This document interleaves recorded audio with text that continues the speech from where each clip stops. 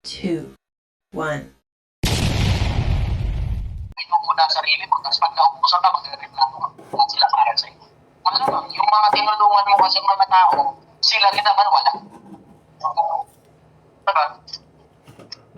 Alam mo, huwag kayong tutulong under the hope na sana tulungan kayo pabalik. Kung tutulong ka, tumulong ka na lang, nang walang inaasahan ng palit. Kasi pag-itismaya ka lang eh, tapos pag ikaw na ngailangan, wala. Diba? Meron kasi yung pinabuhay. Tutulong ka na lang na walang inaantay na kapalatik na doon, malaya buhay. Pero ikaw sa sarili mo.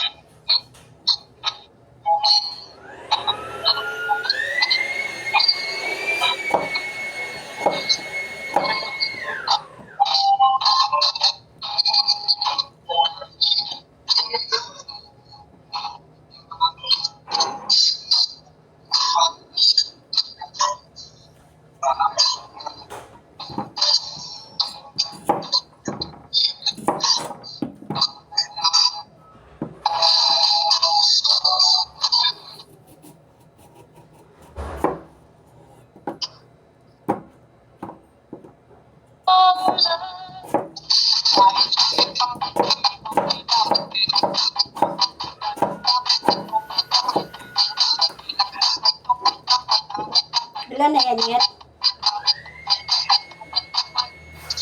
So, masaya mo rin pa rin ako sa ito to.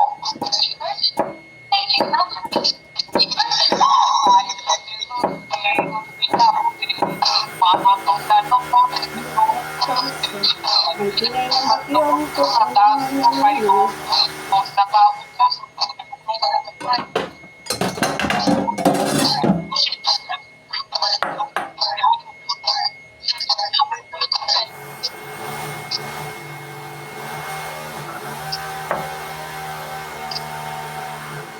Kita niyo ba? Correct. Ano muna, trabaho mo ng lalaki na magtrabaho. Importante ng mga lalaki na mas magtrabaho, magpapagalan mo, mas makasabitan.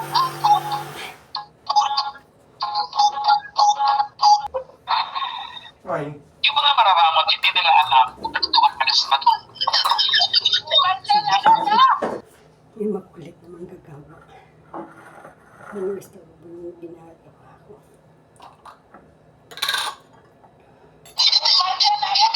Ano spicy?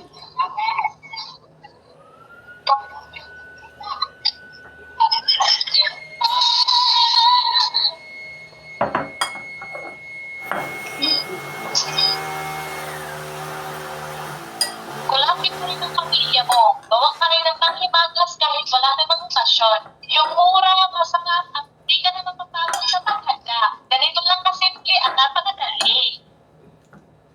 Tara na, malapit na natin sila. Gagamit tayo ng 2 Milo, Crush Graham, isang pack, at isang sachet ng tinitimplang gatas. Ito lang guys, no, 3 ingredients lang. Huwag na tayo mag-arte-arte kasi hindi ka guwapa. Tabi lang natin salt, kasi gagawin natin yung paghimagas para maumandag sa'yo, no? Tapos kawali, huwag mo na sindihan yung kasoy.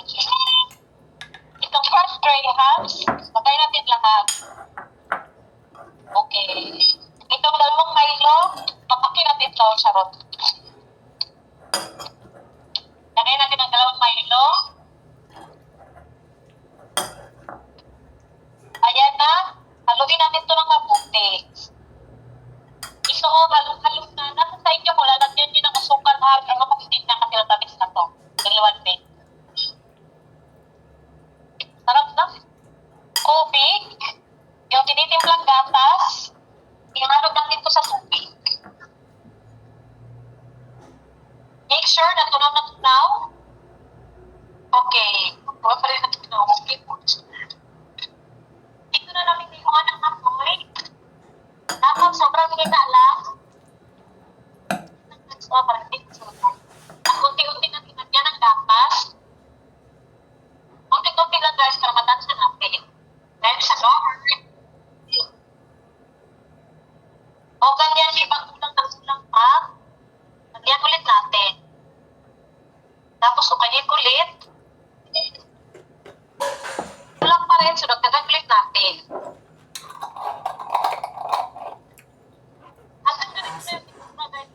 Yummy. Natayo lang yung apoy.